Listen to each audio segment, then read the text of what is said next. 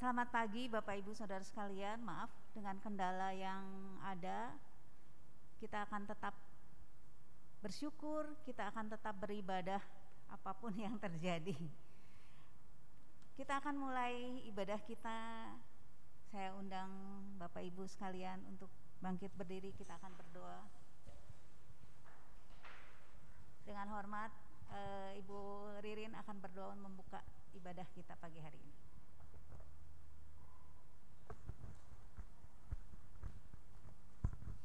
Kami bersyukur dan terima kasih Tuhan, bila saat pagi hari ini kami masih ada di tempat ini, itu semua karena anugerah-Mu ya Bapa yang Kau berikan kepada kami, sehingga kami bisa melangkah di bait-Mu ya Bapa, di hari-hari Sabat-Mu ini ya Bapa. Terima kasih Engkau juga bekerjalah dalam setiap hati-hati Tuhan anak-anak-Mu ya Bapa. Kau yang akan menggerakkan mereka, hati mereka, sehingga mereka juga boleh beribadah bersama-sama dengan kami di tempat ini ya Bapa. Dan bila sebentar Tuhan, kami akan menaikkan puji-pujian buat Engkau. Biarlah puji-pujian kami naik ke hadirat Engkau dan menyenangkan hati Engkau saja ya Bapa. Terima kasih Tuhan, kami serahkan Tuhan cara kami selanjutnya hanya ke dalam tangan kuasa-Mu saja ya Bapa. Dalam nama Tuhan Yesus Kristus, haleluya, amin.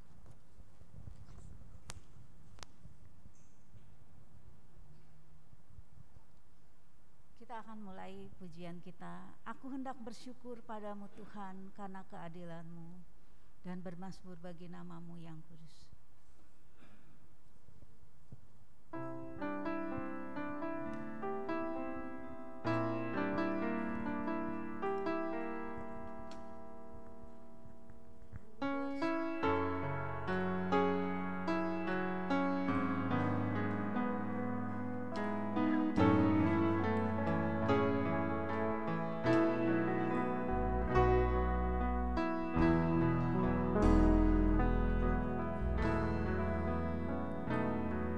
Bersyukur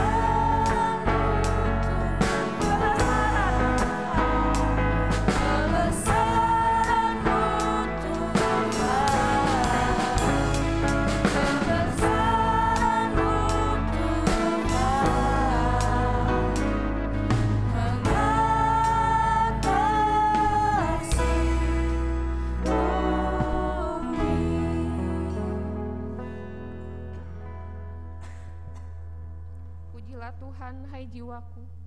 Pujilah namanya yang kudus, hai segenap batinku. Pujilah Tuhan, hai jiwaku, dan janganlah lupakan segala kebaikannya. Dia yang mengampuni segala kesalahanmu, yang menyembuhkan segala penyakitmu.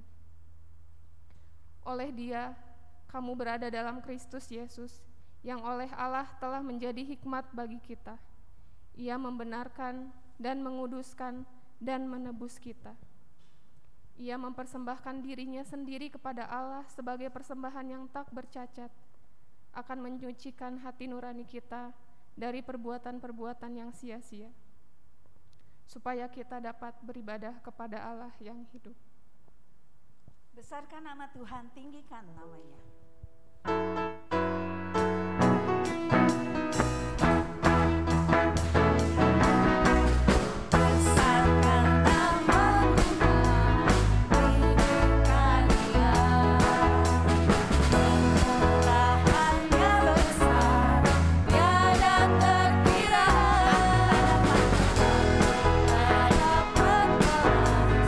Besar kasih-Nya, oh besar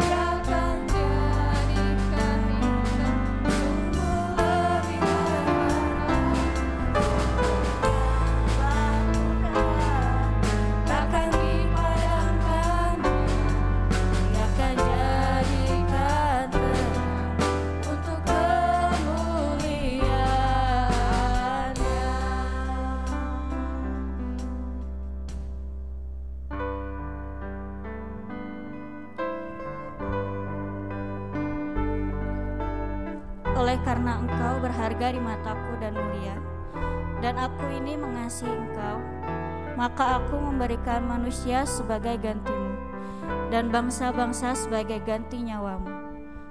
Buluh yang patah terkulai tidak akan diputuskannya, dan sumbu yang pudar nyalanya tidak akan dipadamkannya.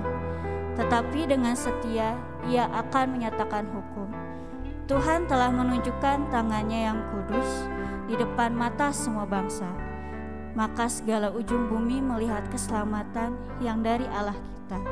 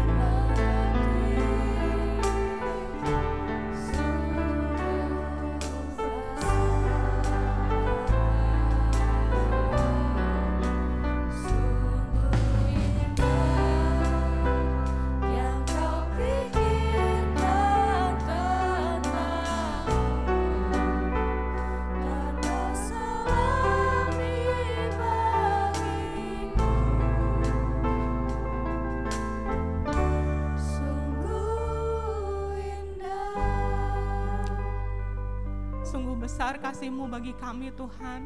Engkau yang sudah memindahkan kami Tuhan dari gelap kepada terang-Mu yang ajaib Bapa. Biarlah Tuhan, inilah hidup kami Tuhan. Kami tahu Tuhan, kami sudah ada di dalam tangan-Mu Tuhan, dan di dalam genggaman tangan-Mu Tuhan. Sungguh Tuhan, Engkau yang akan terus membentuk hidup kami Tuhan. Sehingga Tuhan, hidup kami sungguh-sungguh menjadi berkat Tuhan bagi orang-orang yang sekeliling kami Tuhan. Karena kami tahu Tuhan, begitu banyak orang-orang yang sesungguhnya membutuhkan kasih-Mu Tuhan. Biarlah firman Allah yang akan terus membentuk hidup kami, membersihkan kami kembali Tuhan. Sehingga Tuhan, seluruh anggota tubuh kami Tuhan akan dicelikan, akan dibersihkan oleh kebenaran-kebenaran firman Allah Tuhan, yang akan memerdekakan kami Tuhan. Sehingga hidup kami Tuhan akan menjadi terang Tuhan bagi seluruh orang-orang yang ada di sekeliling kami Tuhan. Sehingga kebenaran-kebenaran firman Allah Tuhan akan terpancar dari hidup kami Bapa. Terima kasih Tuhan, kami mau sambut kebenaran firman Allah dengan sukacita. Dalam nama Tuhan Yesus Kristus kami berdoa. Amin.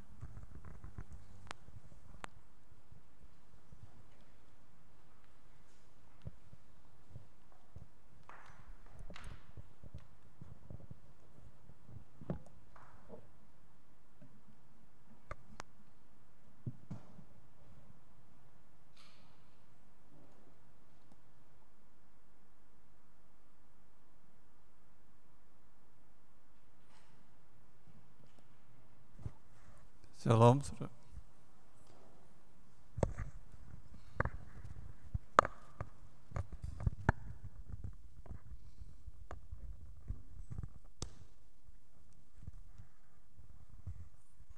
Selamat pagi ya saudara.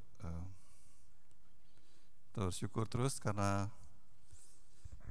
kita percaya Tuhan benar-benar mengasihi kita ya, dan Dia ingin kita mengalami sendiri Tuhan itu benar-benar selalu menyertai dan tidak pernah meninggalkan kita. Saudara, hari ini saya akan lanjutkan bagian terakhir dari Hasrat Agung Tuhan kita Yesus Kristus. Kita akan membaca ayat lanjutan minggu lalu ya, Yohanes 17 ayat 23. Kita baca sama-sama, saudara. 1, 2, 3. Aku di dalam mereka dan engkau di dalam aku, supaya mereka sempurna menjadi satu, agar dunia tahu bahwa engkau yang telah mengutus aku, dan bahwa engkau mengasihi mereka sama seperti engkau mengasihi aku. Jadi selain kita harus menjadi satu ya, kemarin rumah tangga, lalu gereja, saudara-saudara di dalam Tuhan, tujuan berikutnya ya melalui persatuan kita itu adalah supaya dunia tahu ya, seperti tadi di dalam doa ya, kita ingin jadi berkat buat orang-orang sekitar kita.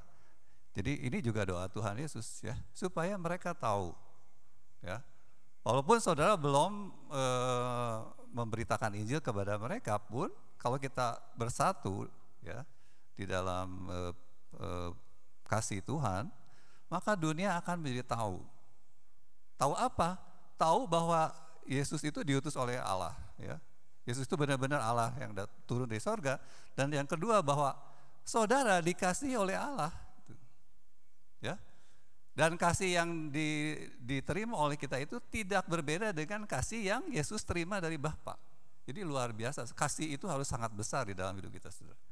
Kalau saudara meragukan kasih Allah, saudara sebetulnya belum melihat pewujudan dari doa ini ya. Mungkin karena saudara masih punya kebencian, masih belum bisa hidup berdampingan dengan orang lain, karena keegoan masih, kedagingan dan sebagainya ya. Kita lanjutkan ayat-ayat terakhir ya, ayat-ayat terakhir di doa Tuhan Yesus, kita akan baca sampai habis 24 sampai 26. Lanjutkan baca ya, 1, 2, 3. Ya Bapa, aku mau supaya dimanapun aku berada, mereka juga berada bersama-sama dengan aku, mereka yang telah Engkau berikan kepadaku, agar mereka memandang kemuliaanku yang telah Engkau berikan kepadaku, sebab engkau telah mengasihi aku sebelum dunia dijadikan. Ya Bapa yang adil, memang dunia tidak mengenal engkau, tetapi aku mengenal engkau, dan mereka ini tahu bahwa engkaulah yang telah mengutus aku. Aku telah membuat mereka mengenalmu, dan akan terus membuat engkau dikenal oleh mereka, supaya kasih yang engkau berikan kepadaku ada di dalam mereka, dan aku sendiri ada di dalam diri mereka. Dan saudara, Yesus bukan saja ingin saudara bersatu, ya, bukan saja dengan saudara bersaudara, tapi dengan Allah, supaya dunia tahu bahwa saudara dikasihi oleh Tuhan dan kasih itu besar, ya. Tetapi Yesus juga tidak pernah mau meninggalkan saudara. Yesus selalu ingin saudara ada dimanapun Yesus berada. Artinya apapun yang Yesus rencanakan, saudara ikut. Apapun yang Yesus kehendaki, saudara di sana selalu setuju. Selalu saudara melakukan apa yang Yesus mau. Itu artinya di mana aku berada, di sana mereka berada. Sebab ini bukan berarti kita harus pergi ke sorga, ya, belum waktunya. Tetapi dimanapun Yesus ingin melakukan sesuatu, saudara ada di sana. Secara roh, ya, Yesus ada secara roh. Artinya di dalam hati kita, Yesus menggerakkan hidup kita untuk melakukan kehendak Bapa, dan saudara selalu bisa mengerti, dan saudara bisa melakukannya. Kalau itu terjadi, saudara akan melihat kemuliaan Tuhan, gitu ya. Sebab ketika Tuhan bekerja melalui hidup saudara, saudara akan melihat kebesaran Tuhan. Saudara akan kagum melihat apa yang Yesus kerjakan dalam hidup saudara. Oke? Belum lagi kita melihat apa yang Yesus kerjakan di dalam hidup orang lain. Jadi kekaguman demi kekaguman akan menjadi mewarnai hidup kita, ya. Ayat 26, saudara, ya. Aku telah membuat mereka mengenal Bapa, ya kan, mengenalmu, ya Bapa, dan akan terus membuat engkau dikenal. Saudara kalau baca bahasa Indonesia nggak akan sama, ya, karena pakai kiasan, ya. Aku telah membuat mereka tahu namamu, ya. Tetapi kita udah bahas tentang itu. Bukan hanya tahu nama, tapi artinya mengenal siapakah Bapa, ya kan? Dan itu nggak bisa sekali, artinya proses bersinambungan, ya. Artinya naik, makin ngerti, gitu ya. Ini yang akan Yesus terus kerjakan. Makanya Yesus tidak akan meninggalkan saudara. Yesus ingin mendampingi saudara terus, kita semua, supaya kita tuh makin ngerti siapakah Tuhan kita dan harus bagaimana, ya. Supaya, nah ini ya saudara, yang paling tentunya yang paling diharapkan oleh Tuhan adalah supaya kasih yang Bapa berikan kepada Yesus itu ada di dalam diri kita. Jadi akhirnya kita bisa mengasihi semua orang seperti Yesus sudah mengasihi kita. Saudara, amin, saudara ingin seperti itu? Ya, kita bisa mengasihi orang. Tidak lagi saudara bergumul dengan dosa, misalnya dosa iri hati, dosa benci, dosa sebel, ya. Seperti kemarin, apalagi suami istri itu harus nggak ada, saudara. Tidak lagi bergumul untuk mengasihi pasangan, tetapi saudara punya kasih itu dengan sendirinya. Ada dari dalam hati saudara sendiri hanya ingin mengasihi. Itu yang dimaksud dengan diselamatkan oleh anugerah, bukan oleh usaha saudara. Kalau oleh hukum Taurat, saudara hanya dikatakan jangan, ya kan? Jangan membunuh, artinya jangan benci orang. Artinya saudara harus berjuang melawan dorongan di dalam hati, ya. Karena saudara pernah disakiti, saudara nggak bisa lupa, gitu ya. Saudara selalu ingat, selalu sakit hati. Itu saudara masih hidup di bawah hukum Taurat. Artinya saudara yang harus berjuang melawan pikiran-pikiran, melawan bisikan iblis. Tetapi kalau saudara sudah dipenuhi Roh Kudus, saudara sudah dipenuhi dengan kasih Allah seperti doa Yesus, saudara tidak perlu lagi berjuang karena tidak ada di dalam hati saudara kebencian itu. Iri hati sudah tidak bisa, ya. Berbohong sudah tidak bisa. Semua dosa-dosa itu sudah saudara lakukan dengan otomatis. Yang ada hanya ingin melakukan apa yang benar. Memang kadang-kadang di dalam kelemahan saudara masih jatuh. Ada, ini proses ya. Artinya kadang-kadang saudara terpaksa berbohong karena saudara khawatir ya, takut dibenci dan sebagainya. Tetapi sebetulnya di dalam hatinya tidak mau. Ya. Saudara tidak mau menyapa duluan karena takut disalahpahami dan sebagainya. Itu semua adalah proses. Di dalam ketidakmengertian kita bagaimana mematuhi firman Tuhan, kita masih bingung kadang-kadang. Tetapi sebetulnya di dalam hati sudah kuat gitu ya. Itu yang harusnya, kasih Allah itu seperti itu. Makin lama saudara sama sekali tidak ada lagi itu. Ya, semua keinginan daging tidak ada. Itulah anugerah yang kita yang disediakan Allah buat kita, saudara. Okay. Saudara, saya ingin hari ini kita mengerti ya bahwa semuanya ini memang anugerah dan kita perlu Yesus menyertai dimanapun dia berada, kita harus ada di sana. Kenapa? Pertama adalah saudara, Yesus berkata kan, saudara sudah sangat hafal, Yohanes 15 ayat 5 apa saudara? Ayat hafalan? Hah? Di luar aku, kita ganti halaman ya. Di luar aku kamu tidak dapat berbuat apa-apa secara rohani ya saudara ya. Secara hal-hal yang mengenai kepercayaan kita kepada Tuhan, hal-hal yang mengenai apa sih yang Tuhan mau, itu tuh kita tuh nggak akan bisa dapat kalau kita tidak di dalam Yesus ya. Kalau tidak oleh pertolongan Tuhan sendiri ya.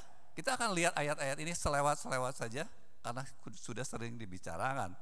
Pertama saudara, Yohanes 6 ayat 44 ya, tidak ada seorang pun yang dapat datang kepada Yesus jikalau ia tidak ditarik oleh Bapa yang mengutus Yesus. Jadi saudara, kita semua akhirnya bisa percaya kepada Yesus ya, bisa ke gereja itu karena ditarik oleh Bapa. Jadi kalau ada di antara saudara yang pernah berjuang memenangkan jiwa ya dengan memberi memberi sesuatu ya, dengan berbuat baik, nggak mau ya.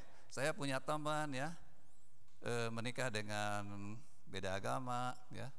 Sekarang sudah 40 tahun masih belum mau ke gereja. Padahal dia tuh sangat rajin ke gereja, pelayanan, tapi istrinya belum pernah mau ke gereja. Mungkin belum ditarik oleh Bapa gitu ya. Jadi saudara, memberitakan Injil kalau kita pakai cara-cara sendiri ya, lewat berdebat, lewat membuktikan bahwa Alkitab itu benar, belum tentu bisa dapat. Kalau saudara tidak berdoa kepada Bapa dan Bapa tidak menarik orang itu, nggak akan bisa. Ya, jadi ingat selalu yang kita tuh nggak bisa apa-apa gitu ya. Termasuk kita pintar jelasin ayat ya saudara ya, hafal semua ayat. Itu tidak ada artinya saudara, kalau Bapa tidak menarik gitu ya. Ayat berikutnya. Tidak seorang pun yang dapat mengaku Yesus adalah Tuhan selain oleh Roh Kudus. Nah, jadi saudara udah ditarik ya saudara ya. Kalau bukan oleh Roh Kudus nggak akan bisa mengaku Yesus adalah Tuhan. Seolah-olah walaupun saudara buktikan, ada ayatnya Yesus itu Tuhan. Apakah Yesus itu pernah ngomong bahwa akulah Tuhan? Wah itu kan dari agama lain selalu nyerangnya begitu ya. Sok cari di ayat, ada nggak di Alkitab Yesus berkata akulah Tuhan? Ada saudara, Yohanes 13 ayat 13 ya. Aku memang Tuhan gitu ya. Sebetulnya ayatnya juga ada. Tetapi saudara percuma, walaupun saudara buktikan ada ayatnya, kalau bukan oleh Roh Kudus mereka tidak akan bisa mengakui Yesus adalah Tuhan. Jadi saudara ingat, saudara bisa percaya Yesus adalah Tuhan itu karena ditolong oleh Roh Kudus, dibikin bisa. Oke? Ya, ayat berikutnya.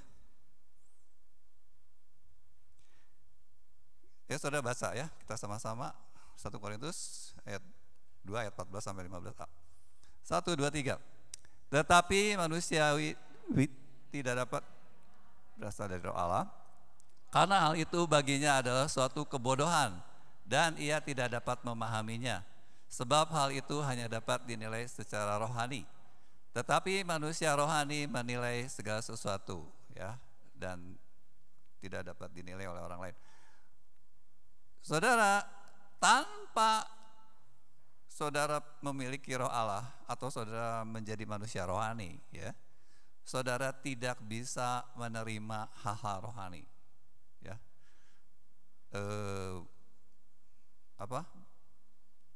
Dipimpin roh Allah, ya, mengerti firman, mengerti karya salib, itu tidak mungkin. Semua ada ayatnya, ya, salib itu, berita salib itu adalah kebodohan. Jadi kalau saudara beritakan Injil, ya, dan orang itu tidak ditolong oleh Bapa, tidak ditolong oleh Roh Kudus, mereka akan menertawakan, mungkin hanya di dalam hati, tetapi mereka akan menertawakan. Kepercayaan kita itu pasti dianggap sebuah kebodohan, karena tidak bisa diterima secara akal, saudara, ya. Tidak bisa memahami karya Tuhan, karya salib yang tadi kita nyanyi terlalu besar, ya. Tidak akan bisa dirasakan oleh orang-orang yang belum dijamah oleh Roh Kudus, ya. Tetapi kalau saudara ingin mengetahui apakah saya sudah menerima anugerah Roh Kudus, maka saudara, buktinya apa? Saudara tidak akan kesulitan untuk melimpah dengan ucapan syukur atas karya salib misalnya, salah satunya, ya saudara, ya. Dan saudara akan bertumbuh, bisa mengerti lebih banyak lagi, ya, apapun yang Tuhan katakan, ya, menilai segala sesuatu, bisa membedakan apa yang berkenan kepada Tuhan atau tidak. Itu kalau saudara itu manusia rohaninya itu hidup, ya. Berikutnya,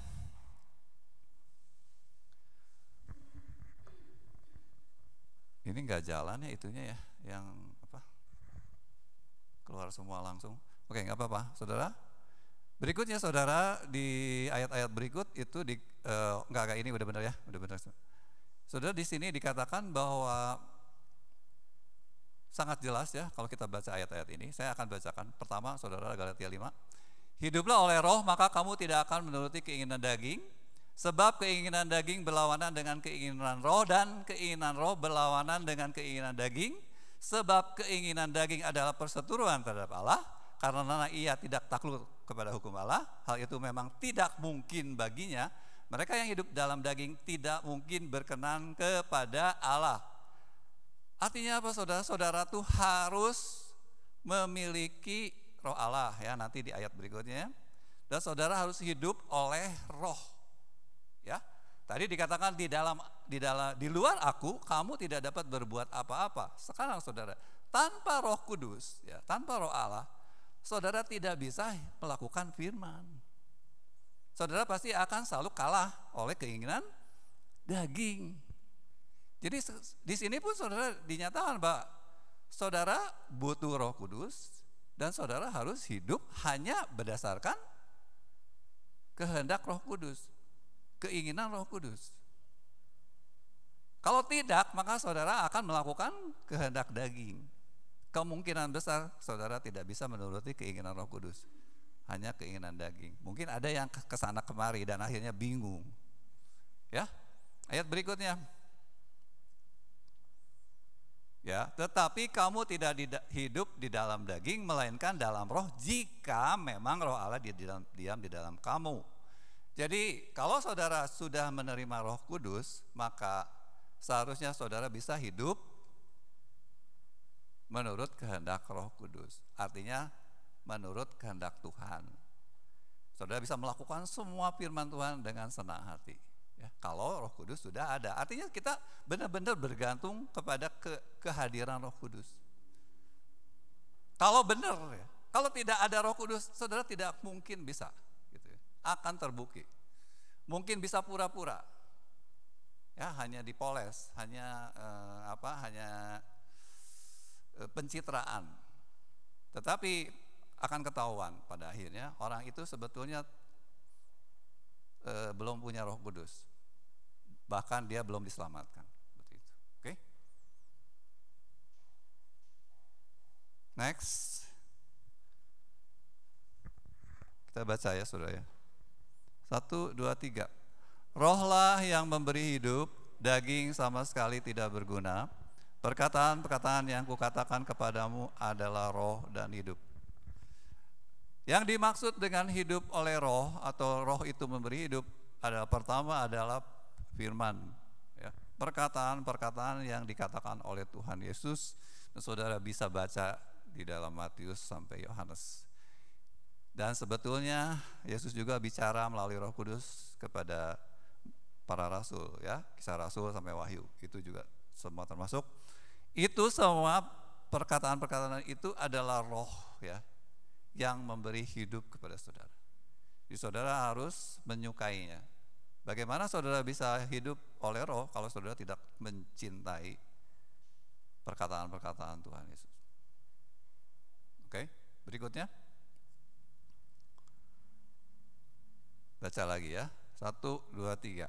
Siapa yang berkata-kata dengan bahasa roh, ia membangun dirinya sendiri, tetapi siapa yang bernubuat, ia membangun jemaat. Jadi saudara, untuk membangun diri sendiri, selain saudara harus senang firman Tuhan, saudara juga harus berkata-kata dengan bahasa roh. Oke? Gampang nggak? Apa susahnya berkata-kata dalam bahasa roh? Kalau belum dapat ya. Kalau yang ada yang belum pernah ya susah. Nah, tapi nanti saudara minta aja. Kalau perlu nanti ditumpang tangan ya sama hamba Tuhan. Saudara harus minta kalau belum dapat bahasa roh. Oke? Karena ini ayat ini satu-satunya ayat ya yang memberitahu kita apa gunanya bahasa roh, yaitu membangun diri sendiri. Hanya ada di sini. Jangan dibuang ayat ini, saudara ya. Ini firman Tuhan, ya. Tentu saja bukan hanya bahasa roh, ya. Berikutnya saudara harus bisa bernubuat. Salah satu dari ada yang menafsirkan begini, kapan sih seseorang bernubuat? Ketika dia memberitakan firman, katanya. Jadi kalau saya memberitakan firman, kadang-kadang di sana ada nubuat. Atau saya memberitakan firman, itu juga sama bernubuat. Tetapi bernubuat itu juga kalau bahasa roh ditafsirkan, ya.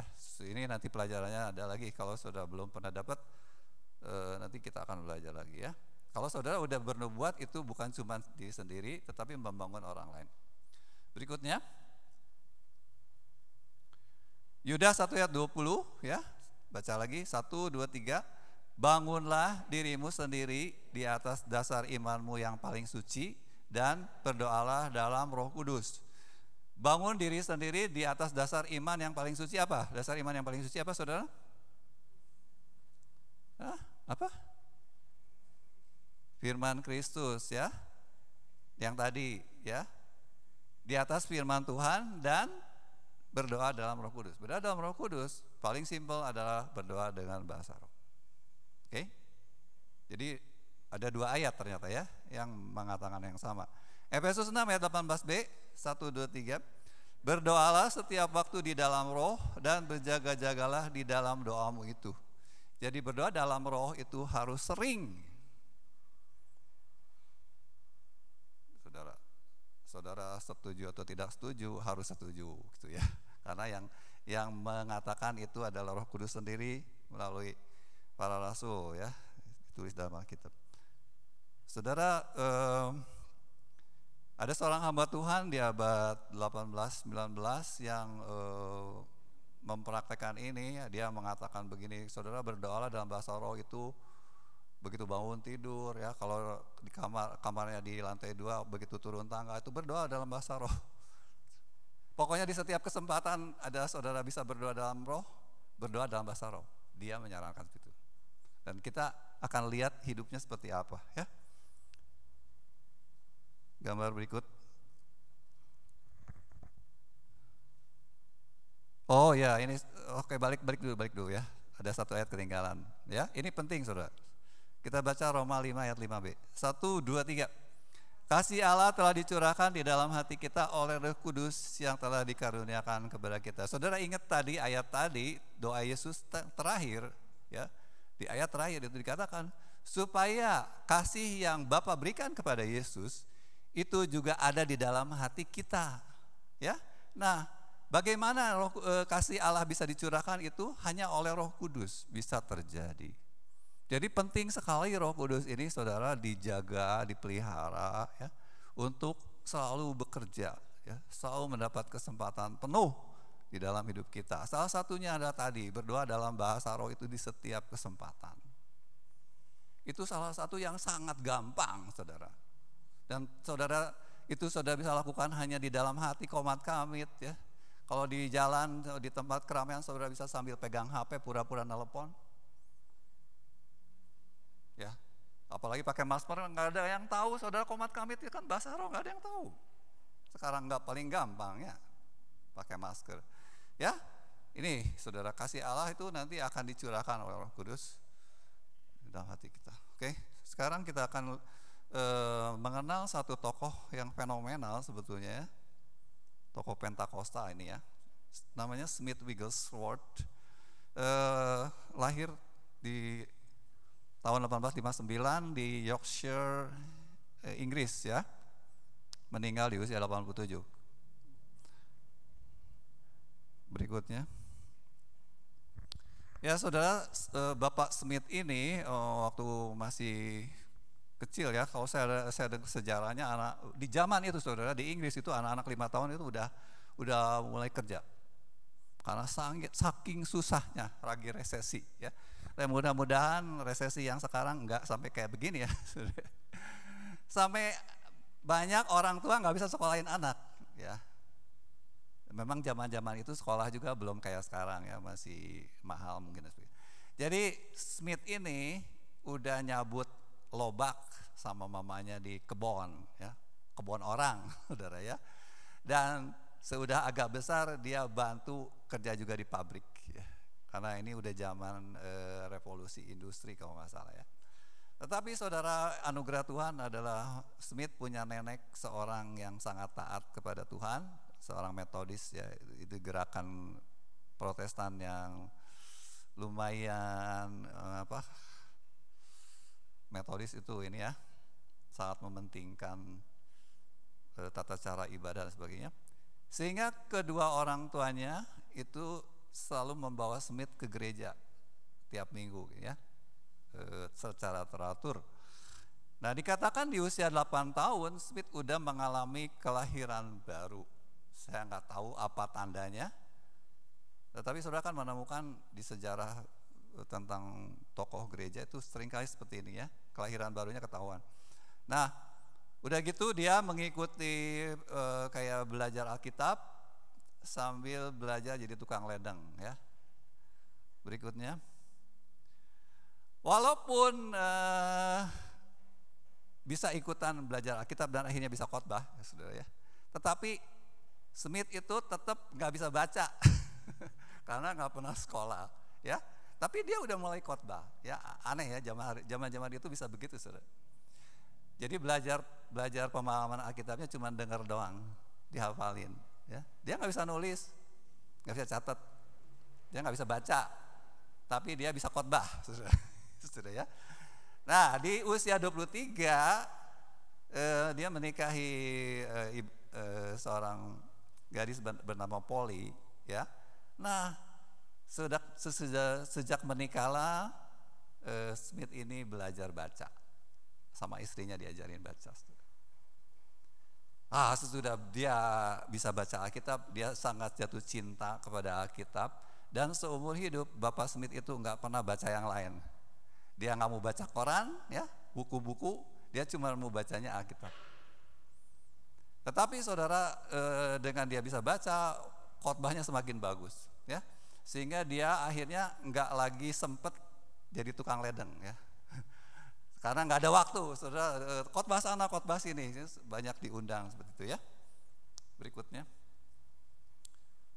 Nah, saudara, ternyata karena gereja Metodis itu mungkin tidak begitu mengerti tentang bahasa roh, ya. Jadi dia tidak pernah didorong untuk berbahasa roh.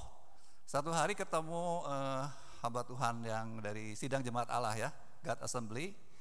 Mereka itu Pentakosta, ya, saudara, tahun 1907, artinya di usia 48 tahun baru pertama kali berbahasa roh waktu ditumpang tangan oleh istri dari Alexander Boddy, itu seorang hamba Tuhan terkenal, ya, saudara. Baru bahasa roh, saudara. Itu sama dengan saya. Saya baru berbahasa roh tahun 2007. Umur berapa? 45 ya. 45 saudara. Mirip ya. Tapi kalau saya mah dari umur berapa juga udah pengen bahasa roh, udah tiap tahunnya ikut 10 hari, nggak pernah dapat, saudara. Dapatnya waktu tahun umur 45. Rada-rada mirip ya hidup saya. Saudara, berikutnya. Nah, sesudah dia menerima bahasa roh itu ada revolusi besar di dalam pemahaman dia tentang Roh Kudus sebetulnya ya. Sehingga pelayanan dia tuh jadi beda, saudara, dan dia mulai terkenal diundang kemana-mana, bahkan sampai ke luar negeri ya. Sudah lihat di sini banyak negara. Lalu berikutnya saudara. Nah, khotbah-khotbahnya sampai ditulis ya di sebuah majalah Pentakosta dan dibukukan. Ada 2 buku yang terkenal, yaitu Iman yang Terus Meningkat dan Iman yang Berjaya. Lalu saudara kalau cari di Google itu saudara bisa download gratis, tetapi bahasa Inggris ya. Saudara bisa, kalau saudara pengen tahu khotbahnya kayak apa, saudara download Iman yang Terus Meningkat, bahasa Inggrisnya apa ya? Bohodei saya ya. Iman yang Terus Berjaya ya. Saudara, kayaknya ada yang bahasa Indonesianya, saya nggak tahu. Oke, berikutnya ya. Nah, Roh Kudus membuat Bapak Smith ini benar-benar sangat bersemangat ya di dalam melayani Tuhan, sampai nggak pernah ada pensiun ya, sampai mati saudara, dia tetap berkhotbah melayani Tuhan di usia 87. Oke, mudah-mudahan menginspirasi saudara-saudara yang udah pengen berhenti melayani Tuhan. Oke, berikutnya saudara. Ya, nah ini saudara yang mungkin yang luar biasa lah ya, kalau maksudnya bukti dari bahwa Roh Kudus itu tetap bekerja adalah melalui pelayanan Bapak Smith itu banyak sekali yang mengalami kesembuhan ilahi ya, yang tumor, yang TBC, yang lumpuh, dan saudara banyak yang mati dibangkitkan. Salah satunya itu istrinya meninggal waktu baru 31 tahun menikah ya. Jadi umur si Smith-nya baru 54 ya. Itu istrinya meninggal, tetapi oleh Smith itu didoakan, itu bangkit lagi saudara, hidup lagi istrinya. Tetapi istrinya ngomong begini, saudara, kenapa saya disuruh balik lagi? Saya udah ketemu Yesus, udah senang di sana, saudara. Lalu akhirnya berdoa lagi, Smith berdoa lagi, akhirnya istrinya meninggal lagi. Konyol saudara ya, kedengarannya konyol. Itu cerita yang luar biasa. Ya, jadi istrinya dibangkitkan. Udah mati dibangkitkan dan hidup ya, tetapi disuruh pulang lagi ya. Jadi saudara, kalau saudara lihat begininya mungkin saudara, wah ini mah bukan kelas saya. Tapi kalau saudara lihat awalnya, saudara tuh di atas dia nggak? Saudara lebih miskin nggak dari bapak ini waktu saudara kecil? Apakah saudara dipaksa kerja waktu umur 5 tahun? Ada di sini? Nggak ada. Hidup saudara jauh lebih baik, benar nggak? Saudara semua sekolah ya kan? Tidak ada yang buta huruf. Saudara, bapak ini baru bisa baca sudah menikah. Tetapi saudara, kalau seseorang yang sepertinya nol besar ya, nggak punya apa-apa, dia mengatakan aku tuh nggak punya kemampuan, boro-boro bisa khotbah. Ya, aku ini nggak sekolah, aku tuh minder. Tetapi waktu Tuhan datang dalam hidup aku, rohnya masuk dalam hidup aku, dialah yang mampu. Kemampuan itu dari Tuhan, saudara. Jadi Bapak Smith memberi contoh kepada kita bahwa benar bahwa kita tuh sebetulnya yang Tuhan tuntut itu adalah mengosongkan diri. Kita tuh dinolin aja. Udah jangan pikir karena saudara ini punya anu, saudara pasti hebat, bisa dipakai Tuhan. Malah itu membuat Tuhan gak bisa pakai saudara kadang-kadang. Kalau saudara terlalu mengandalkan kemampuan lahiriah gitu. Ya, berapa banyak anak-anak Tuhan yang nggak pernah bisa bahasa roh karena merasa dirinya sudah lebih rohani dari orang lain. Itu sebenarnya salah satu cara Tuhan mempermalukan kita, ya. Bahasa roh aja nggak bisa, karena pakai otak.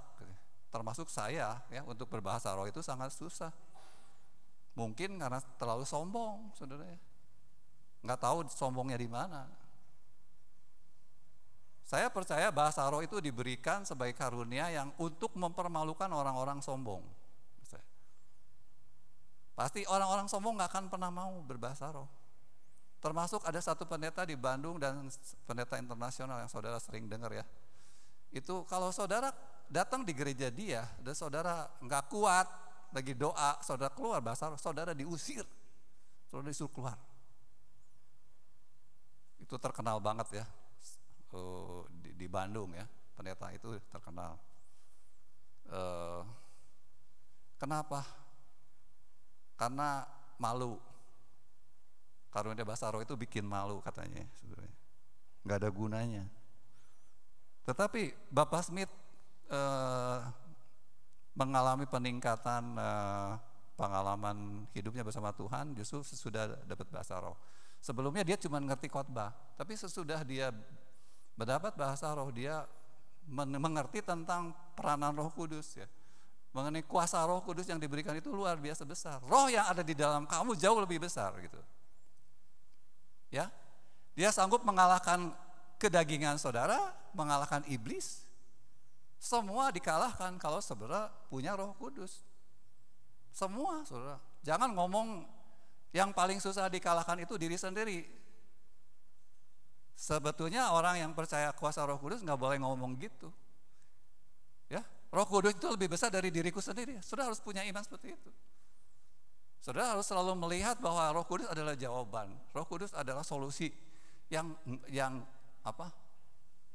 sangat mumpuni, yang nggak pernah bisa digagalkan. Jadi selalu ada jawaban kalau saudara memandang kepada kuasa Roh Kudus.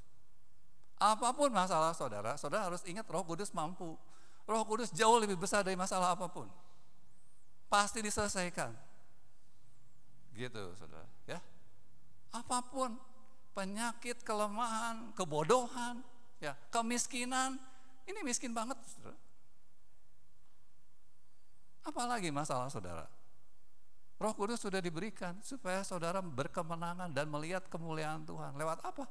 Lewat solusi-solusi, lewat terobosan-terobosan dalam hidup saudara yang dilakukan oleh Tuhan, bukan oleh orang lain. Bukan dari saudara belajar searching di YouTube mati-matian. Saudara harus berdoa dulu baru searching YouTube. Ya, bukan berarti saudara anti pengetahuan dari luar, enggak. Solusi itu bisa dari luar, tapi datangnya lewat kuasa Tuhan yang memimpin, maksud saya. Saya mengalami seperti itu, ya, saudara. Dan searching di YouTube itu kan sangat sulit karena terlalu banyak. Jadi kalau bukan dipimpin Roh Kudus, saudara mungkin enggak ketemu-ketemu juga. Jawaban yang paling tepatnya apa untuk solusi masalah saudara? Ya, dengan zaman sekarang serba online itu informasi terlalu banyak. Saudara, sedangkan layarnya kan cuma segini, ya, apalagi pakai handphone. Saudara untuk cari pengetahuan tentang apapun, kadang-kadang kan ada 10.000 halaman. Saudara mau baca semuanya? Ya. Saudara harus berdoa, Roh Kudus tunjukin halaman mana yang harus saya buka nih, mana yang benar. Saudara, sangat sulit, ya.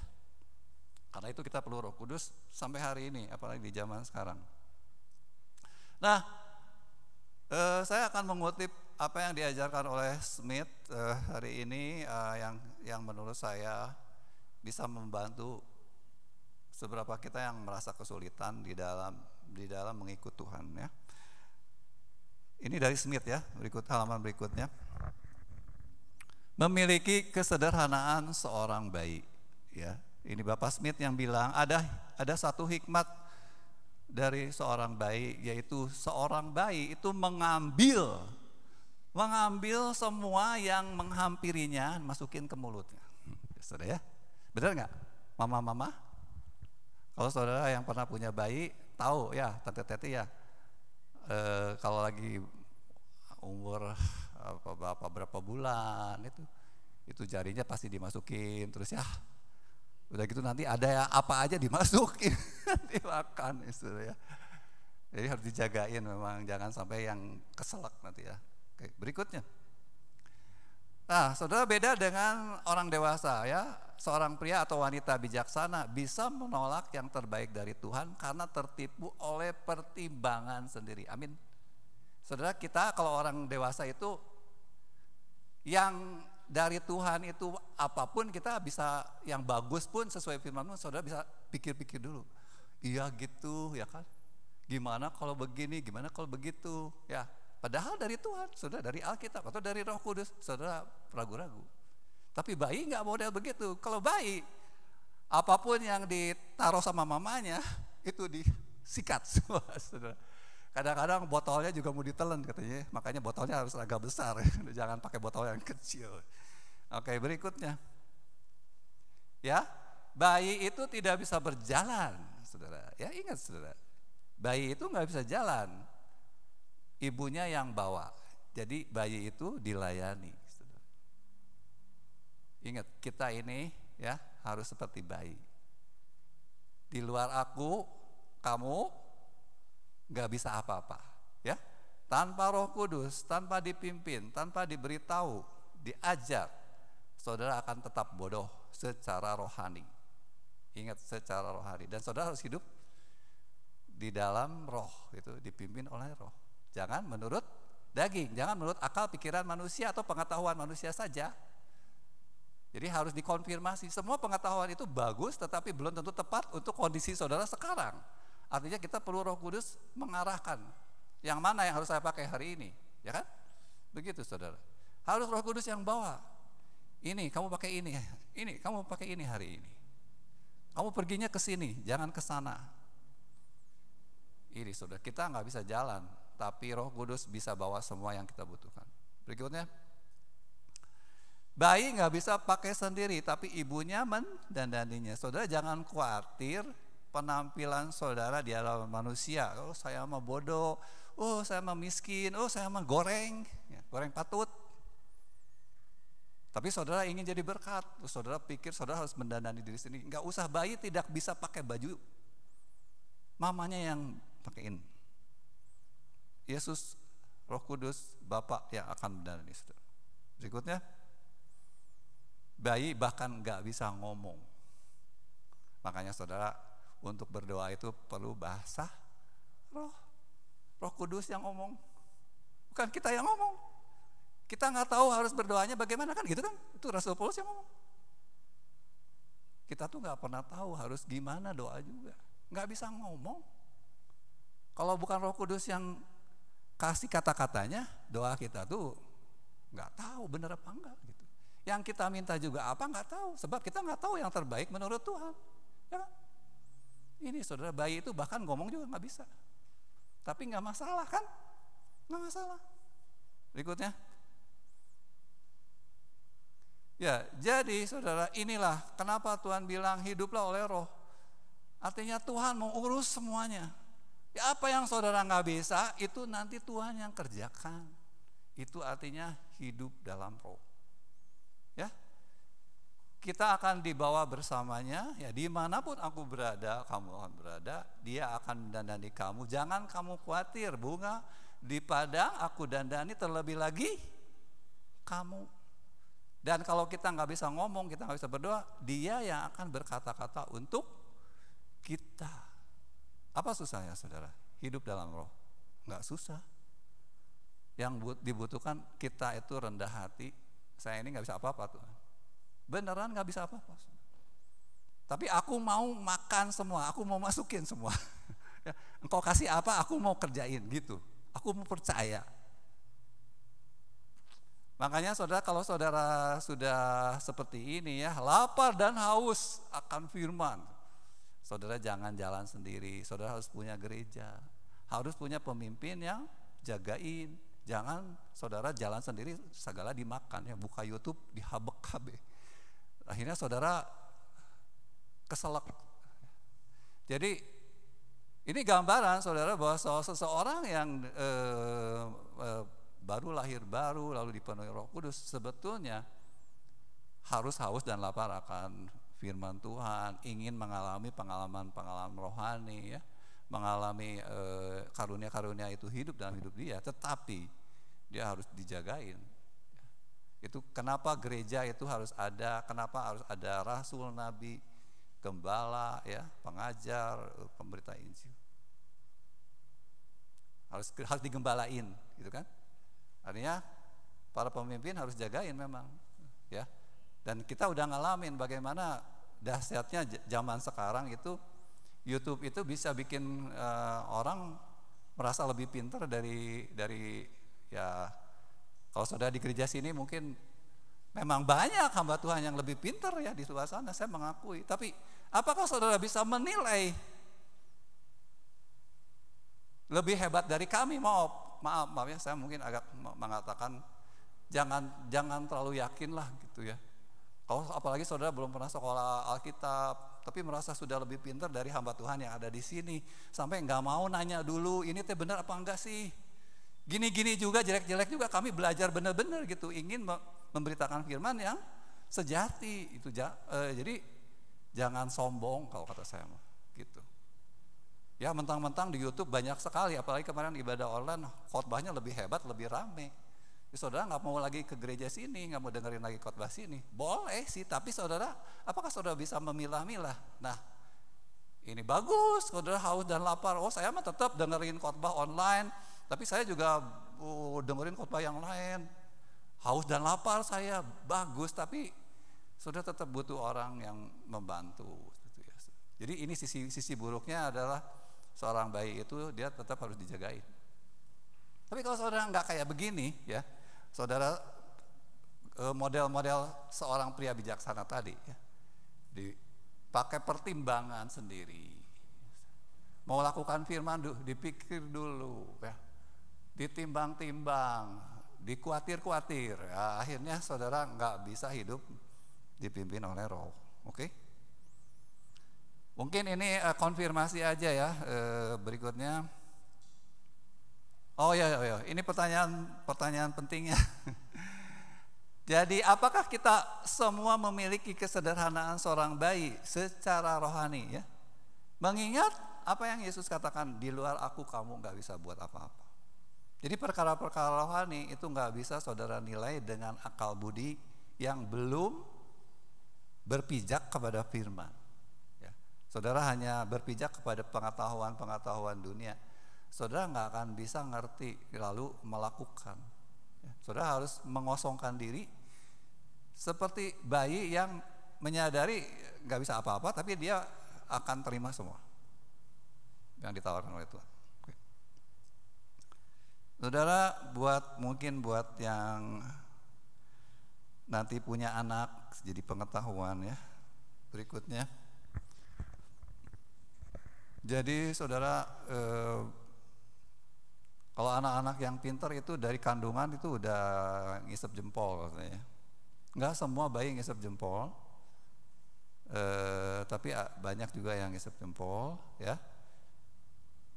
Udah lahir hampir semua. Normalnya semua bayi itu memasukkan jarinya ke mulutnya. Ya, di sebelah kiri yang kuning saudara ya. Melarang si kecil memasukkan barang ke mulutnya dapat menyebabkan si kecil tidak lancar berbicara. Jadi ada gunanya, dan itu naluri yang ditaruh Tuhan. Seorang bayi itu pasti masukin jarinya ke mulutnya, ya. Nah, berikutnya bisa dilatih dengan mengganti pakai yang bisa dikunyah-kunyah sebetulnya ya. Mainan ada yang empuk-empuk, itu namanya teether gitu ya, untuk digigit-gigit.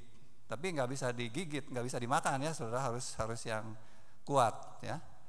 Nah, ini namanya fase oral. Fase oral itu adalah fase pertama di mana bayi itu melatih otot-otot mulut, saudara, supaya dia mulai kuat mengunyah makanan padat.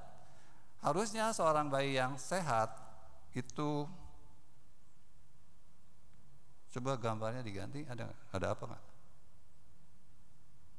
Nggak ada ya? Oh sorry, udah, jangan dulu. Oh ya boleh. Ya ini saudara ya, ini menurut Dr. Bernie, saya nggak tahu siapa dia, tapi saya kira benar ya. Jadi ini adalah fase dasar dari perkembangan seorang manusia. Fase pertama saudara, yang menentukan kematangan otot di rongga mulut. Kalau otot telah terbentuk matang, anak terbantu dalam mengembangkan kemampuan makan dan berbicara.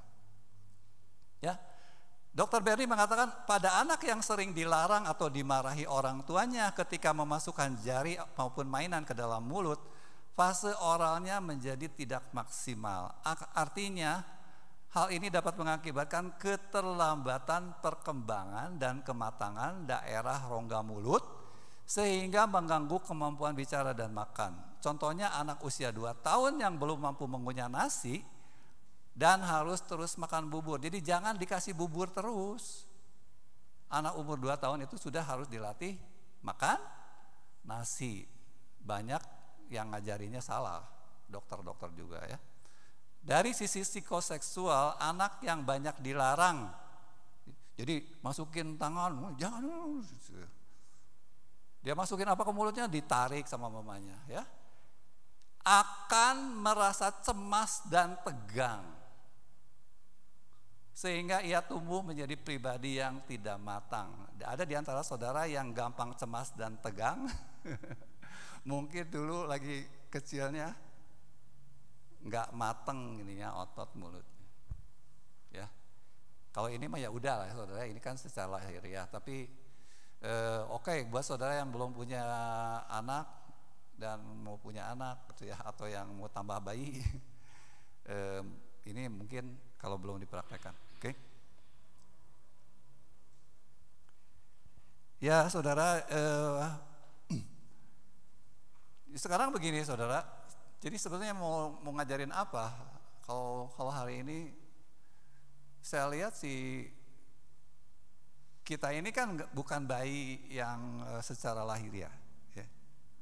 Kalau bayi udah lewat waktunya ya saudara nggak bisa diulang lagi. Saudara udah umur segede gini, udah 17, 18 disuruh ngunyah lagi mainan kan nggak lucu ya, udah nggak bisa ya, udah nggak bisa dibalikin. Tapi secara rohani saudara, kalau saudara salah urutan, saudara bisa balik lagi, itu bedanya. Salah urutan perkembangan, kenapa? Karena yang ngajarnya salah, ya kayak di gereja Anu itu dilarang bahasa roh, jadinya jemaatnya pengen bahasa roh juga nggak berani. Kalau berbahasa roh itu jadi tegang dan cemas gitu ya. Takut diusir. Di rumah aja, mending ya di rumah aja. Nah, saudara, bukan cuma bahasa roh tentu, saudara beriman. Iman kalau saudara baca Alkitab, saudara. Tadi juga ya, Bapak Smith itu bisa nyembuhin orang sakit, ya kan? Bahkan bisa bangkitin orang mati. Kalau saudara sekarang di sini ada yang wawanian bangkitin orang mati, itu kan pasti dipraktekin dulu. Orangnya ada yang mati dulu, terus saudara coba-coba kan?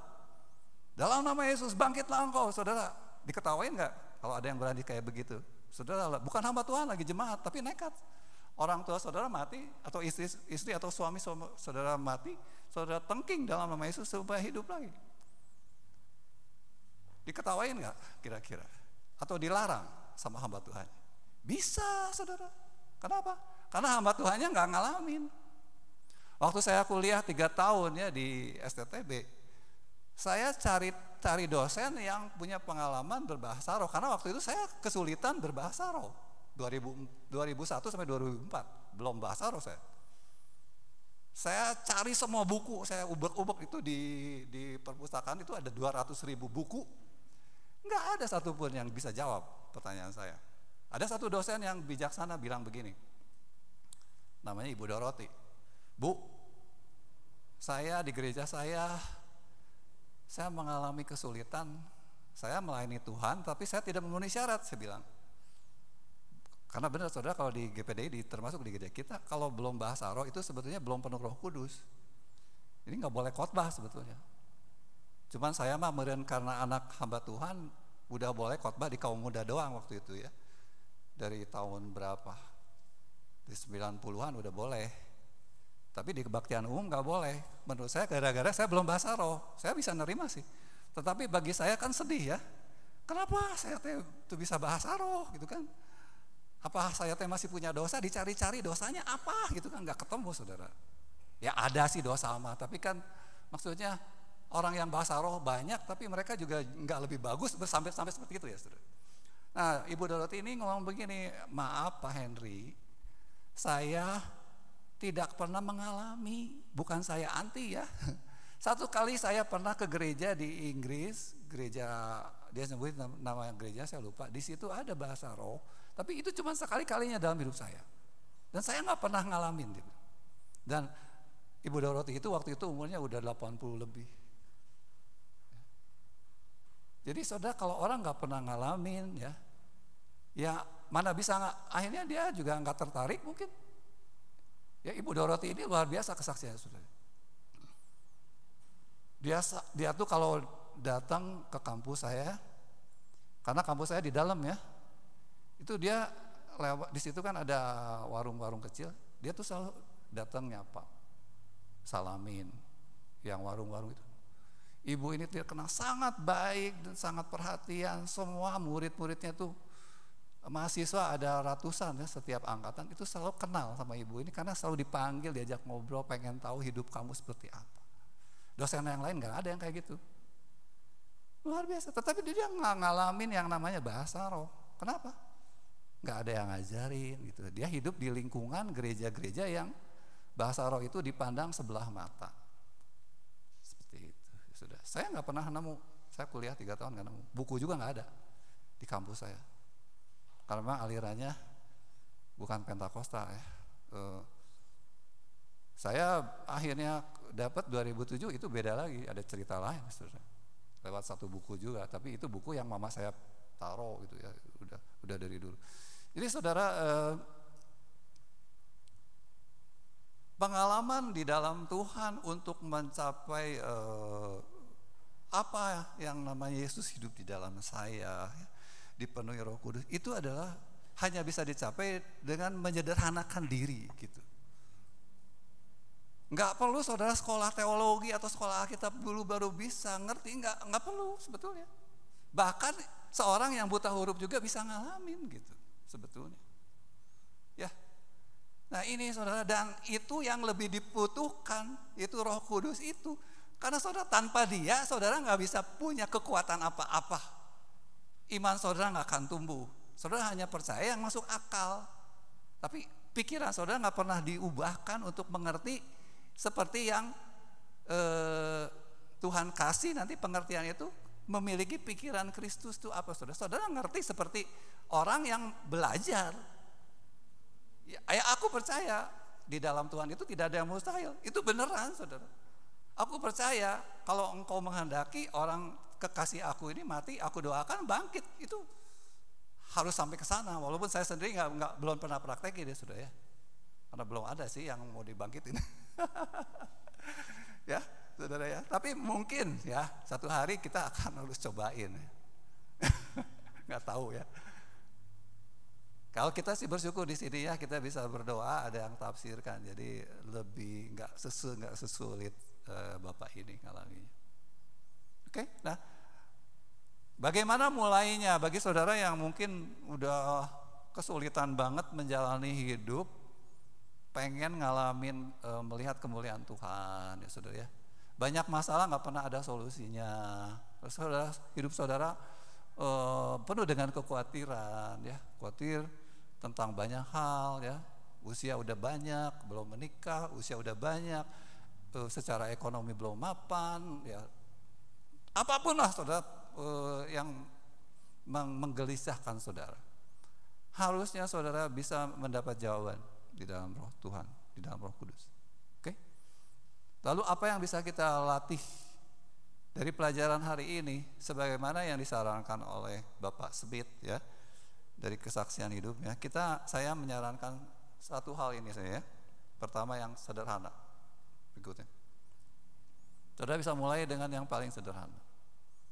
Yaitu saudara pakai bahasa roh, saudara. Pakai lagi ya. Saudara selama ini malas pakainya tidak merasa berguna, itu semua adalah penghinaan kepada Roh Kudus. Sebab apa yang dari Roh Kudus, apa yang dari Allah itu jauh lebih berharga dari apapun yang ada di dunia, saudara. Yang hina dari Allah itu jauh lebih mulia dari apa yang manusia bisa capai. Jangan menghina apa yang dari Roh Kudus. Bahasa roh naon sih? Itu jangan, saudara. Ya. Saya mah bahasa roh teh goreng tengeunaan kadengena. Iya, itu supaya saudara rendah hati, dikasih bahasanya yang jelek. Tapi saudara mau nggak pakai? Ya. Kalau bahasanya bagus tuh bisa bangkanya, tuh dengekun. Kalau saya bahasa roh, bahasanya keren ya, enak didengar, indah. Apalagi bahasanya bahasa yang jelas, seperti Tante Lea ya, bahasa Mandarin. Semua juga pengen, saudara saya juga pengen bahasa Mandarin, bahasa Korea, mun bisa banyak. Jadi kita bisa nginjirin orang Korea atau kemana, ke Jerman kemana. Tapi kalau saudara nggak dikasihnya bahasa yang orang juga nggak pernah dengar, iya malah lain bahasa roh bener. Mana nawe balelo sebenarnya, saudara direndahkan. Tapi saudara bisa nggak seperti seorang bayi? Lahap aja, lahap, makan. Bahasa roh pakai, ya kayak tadi bangun tidur, turun tangga, naik tangga, sudah di kamar mandi. Ya bukan berarti terus-terusan bahasa roh, enggak juga. Saudara boleh puji-pujian. Puji-pujian enggak mesti dalam bahasa roh, karena firman Tuhan ya. Nyanyi pakai firman, ya jangan hayo bahasa roh, enggak juga. Tetapi kalau belum bahasa roh belum dicintai ya pakai. Kalau saudara ada masalah berdoa, jangan pakai bahasa sendiri melulu. Kan gampang kalau saudara punya masalah, Tuhan aku punya masalah ini tolong selesaikan, selesai. Tapi saudara harus berdoa apa? Enggak tahu, ya kan? Minta apa enggak tahu, mulai pakai bahasa roh. Ya, ini berdoa setiap waktu dalam roh. Itu ajalah saya sampaikan ini saja. Bagi yang udah ngerti yang lain ya kerjain aja. Kalau baca Alkitab firman Tuhan itu udah nggak usah diomongin ya. Saudara itu mah udah dari kemarin-kemarin udah diajarin. Ini mungkin agak baru buat yang beberapa pakai bahasa roh. Oke? Dan saudara akan melihat bagaimana Roh Kudus itu menjadi mendapat kesempatan yang lebih besar karena saudara buka mulut gitu ya. Ayo Roh Kudus kasih aku apa aja kasih gitu kan, minta aja. Bayi nangis kalau lapar kan, saudara nangis aja, Roh Kudus aku pengen dong gitu kan, aku pengen selesaiin masalah ini, aku malu kalau masa punya utang gak bisa bayar kan gitu kan, ya kan, aku malu, aku teh kalau ngomong suka belepotan, gak pernah bener ya, orang-orang pada marah. Apalagi saudara, aku teh pelit Tuhan karena aku gak punya duit, Tuhan tolong aku supaya jangan diomongin pelit. Apapun saudara yang saudara merasa tidak bisa jadi saksi, saudara minta, nangis, pakai bahasa roh, berdoa sambil ngagukuknya. Dan saya yakin Roh Kudus akan menyatakan kemuliaannya. Saudara akan melihat bagaimana hidup saudara diubahkan dari waktu ke waktu. Ada amin saudara? Mari kita masuk dalam doa.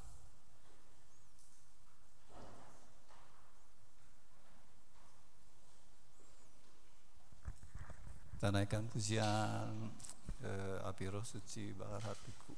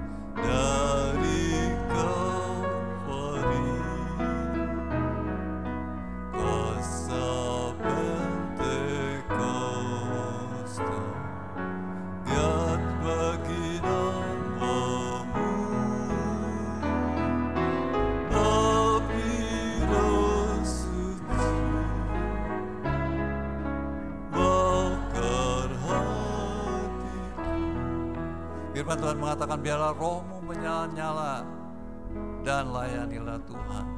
Saudara, kalau Roh Kudus datang di dalam hidup seseorang, seharusnya saudara ada api yang menyala, yang membakar, yang membangkitkan kerinduan yang sangat besar. Sehingga tidak heran biasanya orang-orang yang masih baru di dalam Tuhan begitu bersemangat pergi ke gereja, begitu bersemangat membaca Alkitab, dan bisa menangis setiap kali menyanyi memuji Tuhan.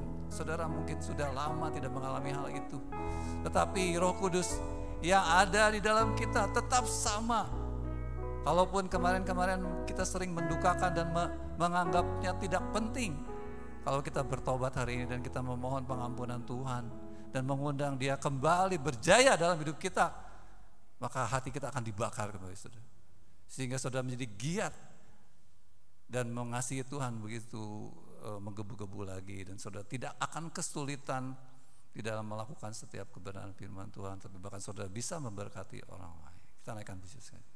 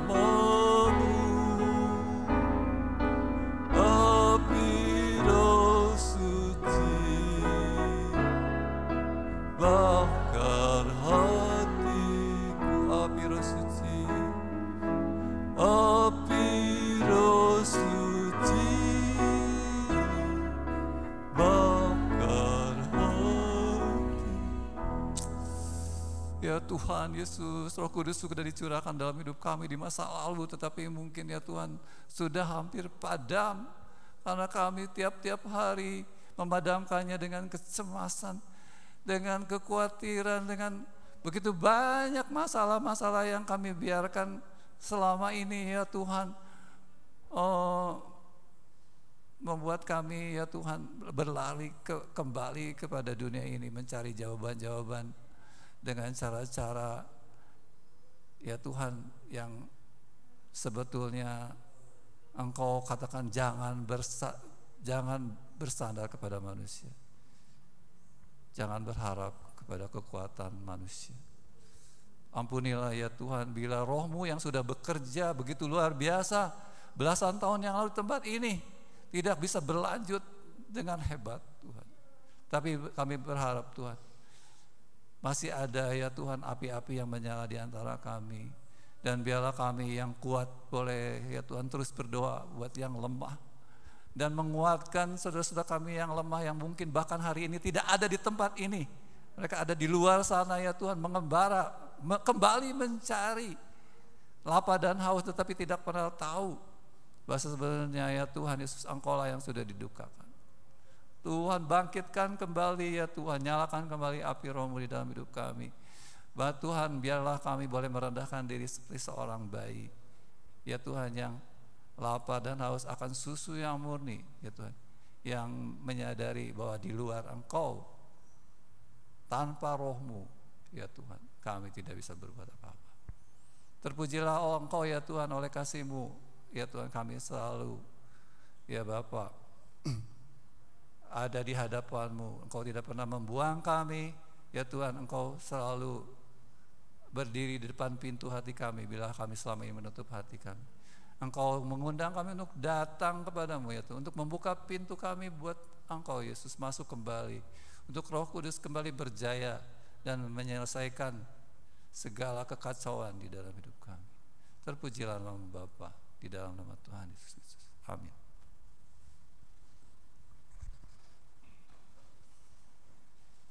Mari saudara berikan persembahan untuk Tuhan. Kita naikkan pujian ini dengan cepat.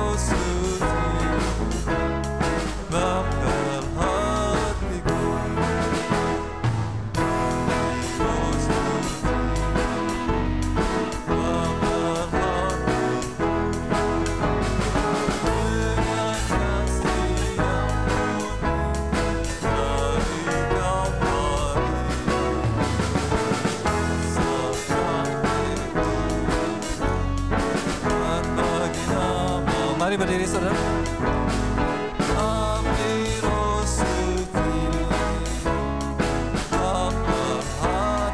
Sekali lagi.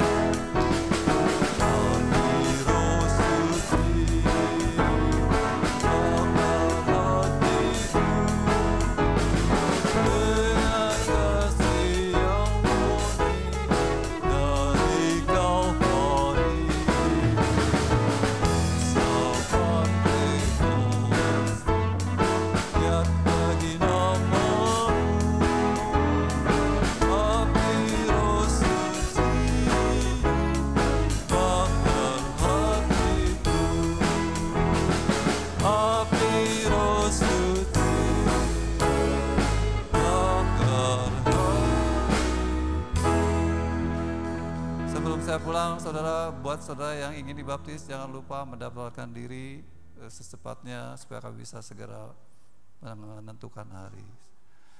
Pulanglah saudara saya yang sangat dikasihi oleh Tuhan, terimalah kasih dari Allah Bapa yang begitu besar. Dia ingin saudara terus berada di dalam Dia bersama anaknya dan Roh Kudus, berdiam, memimpin, bahkan bekerja dengan kuat kuasanya, mengubahkan seluruh hidup kita, mematikan segala kedagingan kita, menaklukkan segala hawa nafsu kita, dan membuat kita dipenuhi kasih Allah sehingga kita sanggup melakukan setiap kebenaran firman Allah dengan sukarela, bahkan dengan penuh semangat, sehingga akhirnya dunia bisa melihat kasih itu ada di dalam kita, dan dunia bisa menjadi tahu bahwa Allah sungguh-sungguh mengasihi kita, sehingga mereka juga akan mudah untuk menerima bahwa Yesuslah satu-satunya yang mereka butuhkan untuk keselamatan hidup mereka. Terpujilah Tuhan kita Yesus Kristus sekarang sampai selama-lamanya. Bagi kita semua yang percaya, katakan amin. Selamat siang.